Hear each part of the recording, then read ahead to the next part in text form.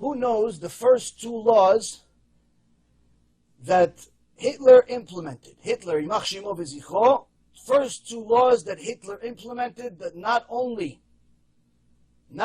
put him in a different status than everybody else for the rest of history, but also made what's called until this day the biggest financial miracle in history. Who knows the first two laws? Before the Nuremberg laws. Before that, we're talking about years before it. Hitler first comes into power. What's the first two laws?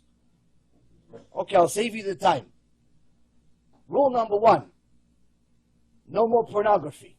No more homosexuality. None of that garbage. Not allowed. Berlin, in the 30s, in the 20s, was the Sodom and Gomorrah of the day. They were the Las Vegas of the day. They were the Sodom and Gomorrah of the day. Homosexuality, pornography, all the bestiality, all the garbage of the world, that was the capital of the world. He outlawed it. You're no longer allowed, closed all the bars, all the gay clubs, all the production, which were all run by Jewish people. Unfortunately. Second rule. What's the second rule? Second rule was, you're not allowed to charge interest. No more interest. Now you would think, why? What does he care about interest? Well, because all the people that had the money, that lent the money out, were Jews.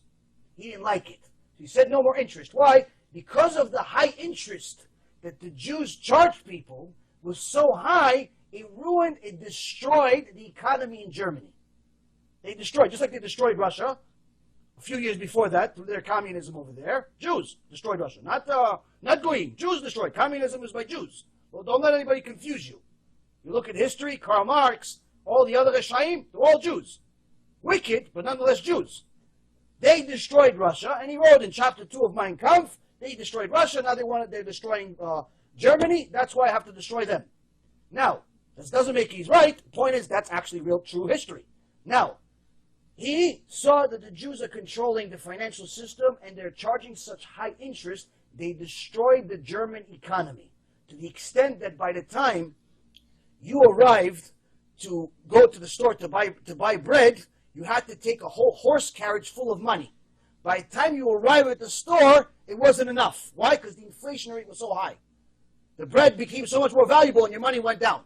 So now he says, what's the cause of this? Because nobody can afford to do anything because the interest rates are so high. So he decided no more interest rates. You're not allowed to charge interest rates. And at that time, the Great Depression was happening around the entire world. Everyone was in a financial collapse. America was a financial collapse. England was a financial collapse. Everybody else was collapsing.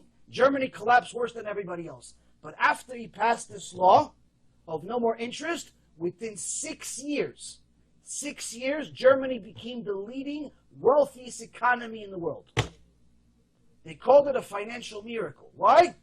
They were the only ones that were bold enough to stop interest. This is one of the biggest reasons of why he hated Jews. Because they destroyed the economy because of their greed. Rabotai, it's not making them right. Don't let this confuse you. But this is happening again. The cash advance business right now is destroying the economy in America. Why? Because all of the people that are defaulting, all of the people that are being stolen from, guess who they are? Small businesses. Small businesses are what build economies, not big businesses. Coca-Cola, Apple, Google, Amazon, all those big companies, they're good for business, but they're not the economy. What makes an economy, what makes an economy prosper, is when there's small businesses starting and small businesses flourishing, because they are the ones that actually hire the most amount of people. If you have small business grow, your economy grows. You have small business decline, your economy declines. I was in the financial business for 20 years. This is one thing you can't challenge. Now, when you have an industry that their number one objective, directly or indirectly, is to destroy small businesses, guess what? This is happening again. And you'll see, nobody listens to me, nobody listens to the Torah, nobody listens to history, and everybody ignores it. This is going to be a huge blow-up to the extent where you can see how Edom, just like the Torah says, Edom is going to come back again, Edom becomes America. Edom becomes America. Why? Because America is Edom, after all.